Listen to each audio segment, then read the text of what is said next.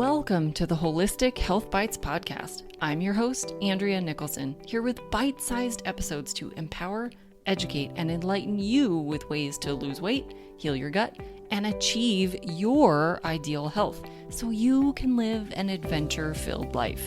Let's dive in. Welcome back to the Holistic Health Bites podcast. Today we are talking about why weight loss is so hard and what you can do to make it easier. It may seem like an impossible task and maybe one that you've struggled with, but losing weight and keeping it off is possible with the right strategies. So let's start by discussing why diets fail and don't really help the weight loss effort. Hunger. You can only restrict so much before your survival instincts kick in. Hunger will always win. This is not about you lacking willpower, but rather it's a true survival instinct, even if you're not fully aware of it. In addition to restriction being difficult, many diet foods that you do consume while trying to cut back end up being ultra-processed to reduce calories. These foods don't satisfy you. They don't trigger the proper satiety signaling, and they leave you feeling extra hungry. Even if you're not eating diet food, if you're eating highly processed foods, you're causing improper signaling in your body, leading to abnormalities in hunger and fullness. When you focus only on calories, you're far more likely to reach for sugar-free or fat-free options that are lower in calories. But these are crammed full of chemicals, preservatives, and artificial flavors that wreak havoc on your digestive system, your neurotransmitters, hormones, and even your gut microbes. That caloric focus will cause you to make less healthy choices because they fit into your calorie allotment. So how can you sustainably lose weight without being hungry all the time? It helps to eat more satiating foods. This does not have to involve counting calories at all. It doesn't have to involve macro tracking or even limiting yourself to bland diet foods. Okay, let's back up a little bit. What is satiety? This is a term that reflects your feeling satisfied or well-fed. This means that you're easily able to stop eating and you're far less likely to need snacks between meals. So what does a higher satiety diet look like? Well, it's very different from calorie restriction. These foods will actually help you stay full longer, naturally helping you eat less. Generally speaking, these foods will be higher in protein, lower in total calories, have more fiber, and don't have as many addictive properties. Said an easier way, higher quality foods in their whole form. Now, nutrition science has known for decades that eating more protein improves hunger, weight loss, and body composition. But these foods also have better micronutrient density, aka more minerals and vitamins. Nutrition science has also pushed us to eat more fiber, but this is best done with whole foods like vegetables, legumes, and fruits, less so from refined or even whole grains.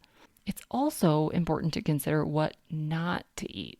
Some foods cause increases in appetite, cravings, and an insatiable hunger. Generally, these are foods that combine fat and sugar, a combination that doesn't really exist in nature very often. In nature, foods are generally either fat and protein or protein and carbs. Rarely are they fat and carbs. Dairy is one example that does contain both. Mostly, these trigger foods are processed treats like cookies and cakes and donuts, crackers, and breads. So should you try this way of eating?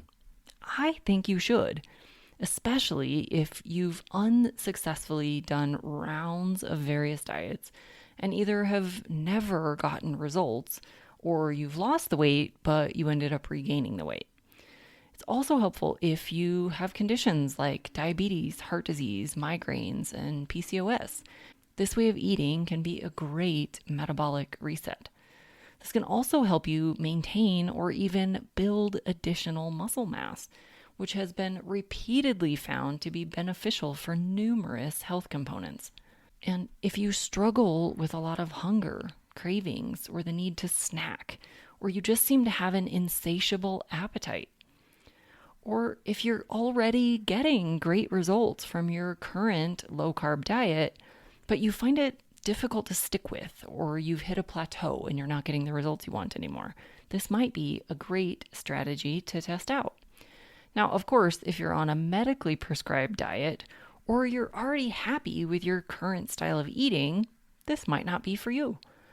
The beauty of this style of eating is it doesn't have to fit into any one diet. It can work with keto, vegan, vegetarian, Mediterranean, Whole30. It's really just about prioritizing higher satiety foods within your preferred dietary style. So what are some examples of higher satiety foods? These would be things like whole non-starchy vegetables, seafood, dairy like cottage cheese and plain yogurt, animal meats, eggs, beans, lentils, edamame. What about some moderately satiating foods?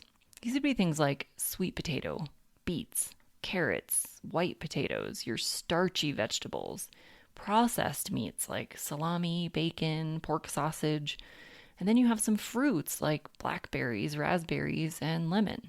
And some examples of the lower satiety foods would be all of the processed foods like donuts, pies, pretzels, cakes, cookies, crackers, and bread.